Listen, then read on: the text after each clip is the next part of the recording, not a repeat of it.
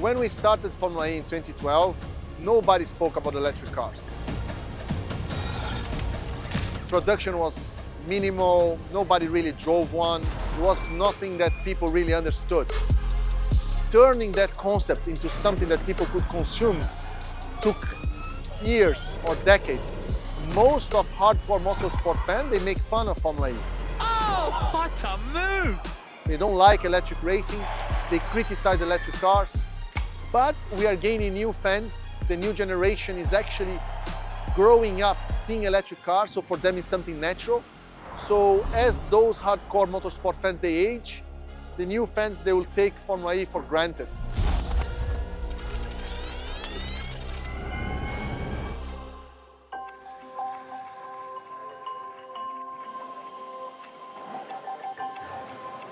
When Alejandro called me and said, look, I have this project, I was the first one on board.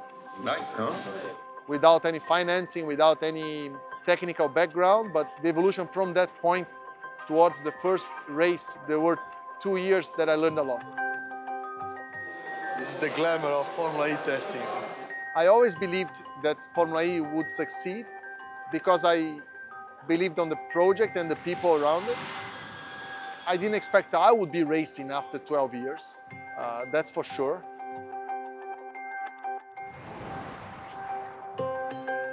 So the first car I drove was Gen 0. It was a predecessor of Gen 1. It was a car called Formulec, which I did a few donuts in front of the mayor of Los Angeles.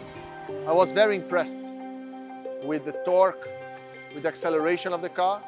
And then my first drive with the Gen 1, with a limited battery, only 70 horsepower. And I was not impressed at all. But then every test, the car got faster and faster. And then in the first race, we had a lot of fun. The cars are all lined up. The lights are coming on, and for the first time, we go green in Beijing, and it's a very good start from Nico Prost by the looks of things. The app drivers are coming with him on the way down towards the first corner, but it's Prost who holds the lead into turn number 1.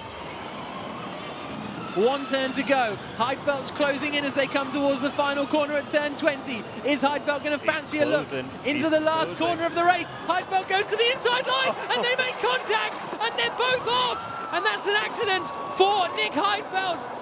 Lucas Di Grassi is going to take victory in the FIA Formula E race here in Beijing.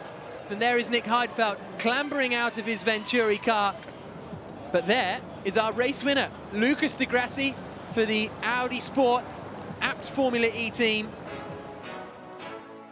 Winning the first Formula E race was something very special. You know, I put so much effort into the championship, and actually having my name in history as the first ever winner of an electric race, I'll probably tell my grandson, when your grandfather started, it was combustion, electric, so that's how I won the first ever race. And by then, everything would be electric. It's a good story to tell, and I'm very proud that I did it.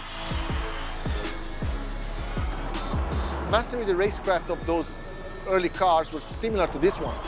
It's not that much different if you think about it. You just need to drive efficiently, and you need to have a good strategy.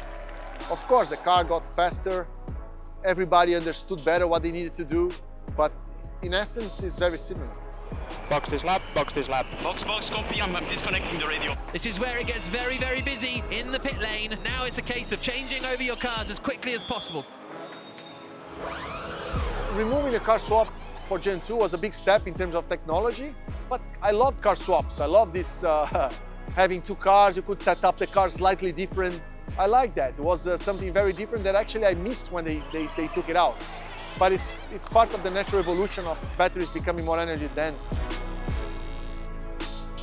The biggest change between Gen 1 and Gen 3 Evo is the power and the efficiency of the motors. But essentially, the tech is the same. Like the cell chemistry evolved, but it's still lithium-ion. The permanent magnet motors, they evolved from 90% efficient to 98%, but they're still the same motors. You know that Gen 3 was never designed to be a four-wheel drive car. It was only designed to have the front motor as a deacceleration unit. And I think it's amazing that Formula E understood the concept that a four-wheel drive car could accelerate way faster than Formula 1 and only providing 20% of the total power output of the front axle, we already achieved that. The boundaries are not even close to be there. Gen 4 will prove that. Gen 4 is a huge step forward from Gen 3.5 because it was designed from scratch to have four-wheel drive. The car is way faster, has way more grip, more downforce, more power, four-wheel drive all the time. It's an amazing car. It's definitely a big step forward from Gen 3.5. There is already a clear direction from another generation car which will be way faster than Gen 4 and then essentially will be faster than Formula 1 by a good margin. And that's what I want to see where Formula E gets to. There is still such a big margin for Formula E to grow. This will happen soon with solid-state batteries. This will happen soon with active aerodynamics, in my view. This will happen with torque vectoring. It's another technology that will be primed to put in Formula E. The fans, they want to see the fastest cars on the planet. They want to see the best drivers driving the best cars. So when we achieve this, we're gonna reach even more fans than we're already reaching today.